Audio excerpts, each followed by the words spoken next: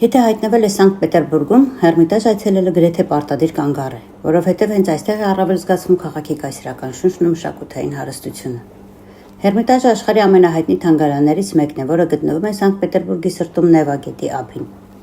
Այն հիմնադրվել է 1764 թվականին կայսրուհի Եկատերինա II-ի կողմից եւ այսօր պահպանում է միլիոնավոր արվեստի գործեր եւ պատմական արժեքներ տարբեր դարաշրջաններից։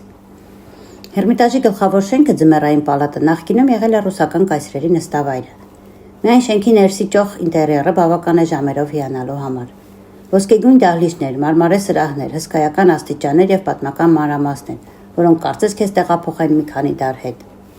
Թանգարանի հավաքածուն ներառում է Լեոնարդո դա Վինչիի, Ռեմբրանդի, Ռաֆայելի, Միքելանջելոյի, Վան Գոգի եւ Պիկասոյի աշխատանքները։